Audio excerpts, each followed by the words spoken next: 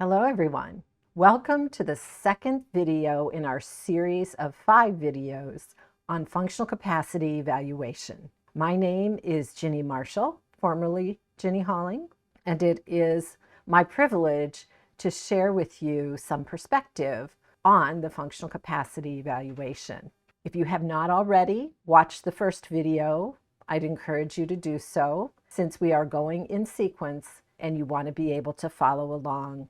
What I want to focus on is an important aspect of what the physical and occupational therapist in particular bring to performing these types of evaluations. These professionals spend a great deal of time in education that includes a focus on anatomy, physiology, also a deep study into illnesses and injuries, particularly those that impact an individual's ability to function in society. And this study in injury and illness and the impact that those have on function. This is important as we are able to identify these things. Then we will develop a plan of care that includes exercises, activities, procedures that will improve the impairment situation and enhance function.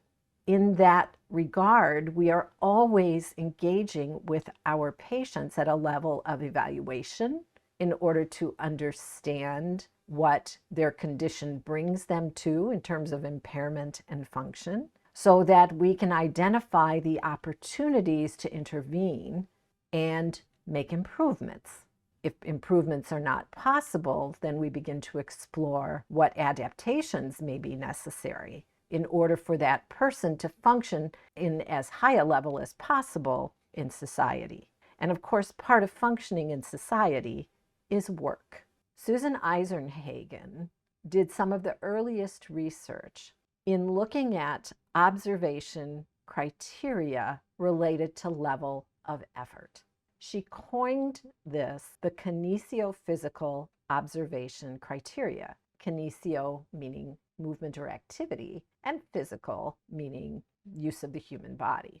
This particular area of observation is highly dependent on the knowledge of anatomy, physiology, injury, pathology, disease, and biomechanics. So within the scope of that background, you find professionals that are able to identify level of effort through observation. When we are conducting the various tests that we conduct in the functional capacity, looking at force demand abilities such as lifting and carrying, push and pull capacity, grip and pinch strength, when we are looking at movement and position activities common in work, walking, bending, reaching, climbing, tolerances to sitting and standing, coordination. As we are looking at those things, we need to be able to identify an individual's progression from something that is easier through an increasing level of difficulty to the point at which it's no longer safe or productive or practical for the individual to continue the activity. Again, I'm going to continuously reference you back to the purpose of the functional capacity. We are looking at safe workability. If the therapist is able to observe an individual through this progression, they will be able to identify when high levels of effort or exertion are present, and also when the interference of an injury or pathology compromises safety. The ability to recognize when we are compromising the individual's safety because of the impact on their injury or pathology in order to identify and therefore stop testing if necessary. Usually, if an individual is cooperative in testing, it will be because they will have reached the highest level of effort that is safe, or the injury or pathology become evident as an interference to progressing further in a safe manner. So this is a skilled observation. This is a professional decision made on evidence that begins with a review of a medical record, which is further enhanced by the conducting of a physical examination and by the careful progression through each test item, moving from an easier to a more stressful level.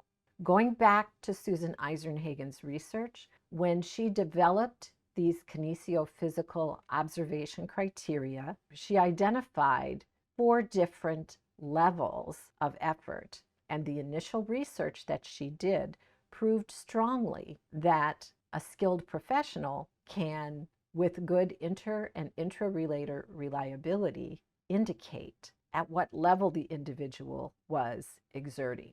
Based on biomechanical principles, based on other physiologic signs, the therapist can progress the individual safely and identify when it is necessary to end testing.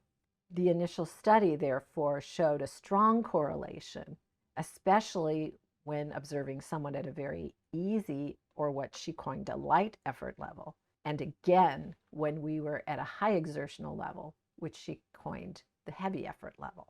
Within the definition of the kinesiophysical observation criteria, we could, with confidence, indicate when they exceeded that heavy level of effort, which would mean a compromise of safety.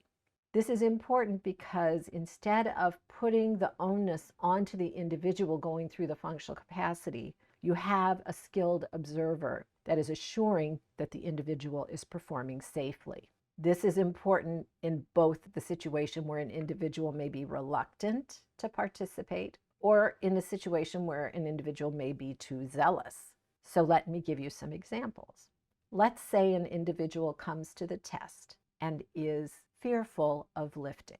Remember, the therapist would have evaluated the medical records, would have conducted a physical examination, and would come to the lifting test with the individual with significant background and understanding of their condition.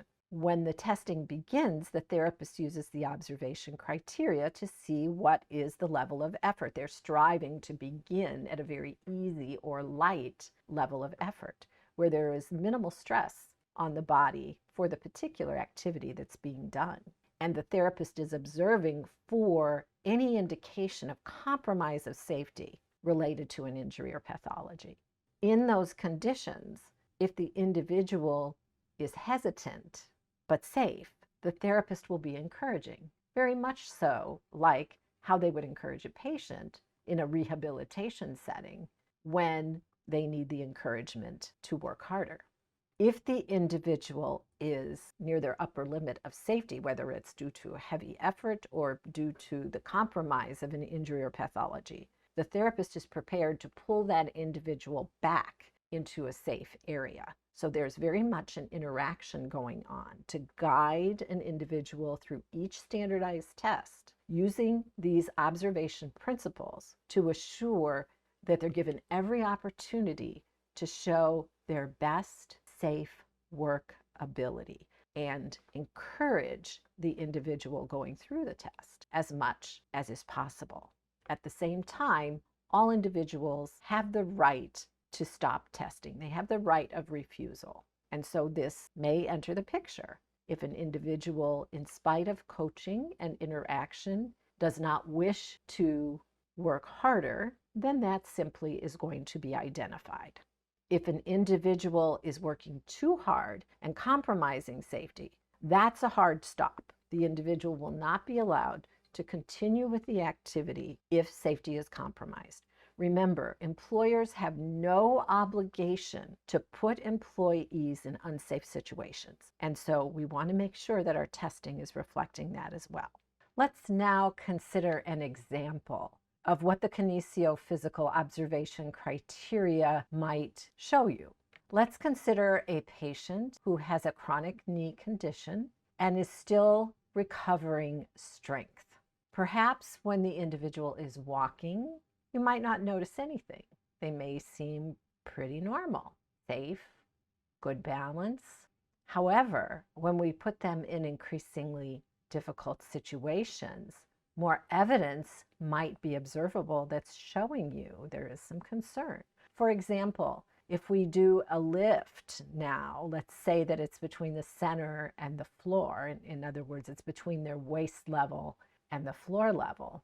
You might begin to notice that there's a little bit of evidence of weakness coming into play, that the controlled descent during the movement of the weight between the waist and floor level isn't as sharp as you would expect it to be. And we may take them to a higher level of exertion and notice that control really is compromised, such as stair climbing, where the entirety of the body weight must be controlled as the stairs are ascended and descended in particular. So as we are observing an individual in functional testing, we're noting, is this a light effort? Is this a more moderate or middle of the road effort in terms of the criteria for biomechanics and physical demands? Or are we getting heavy and even indeed perhaps on the edge of control? And it is the observation criteria that are guiding you towards how stressful it is and preparing you to stop the activity if the individual becomes unsafe or is not in good control of the activity that they're doing. So I hope that this has given you a little bit of insight into why physical and occupational therapists are strong professionals when it comes to administering the functional capacity evaluation, because of our ability to use these types of observation criteria. And when these observation criteria are combined with the type of interaction that typically happens between therapists and their patients, a positive experience is the result, and more often than not, by a significant degree, the individual's safe workability can be identified. Thank you for watching. We hope you'll come to our website and take a look at our functional capacity evaluation training programs. We welcome you to set up a free account and to try our first lesson at no charge. And we look forward to seeing you back for the third video in our functional capacity evaluation series. Thank you.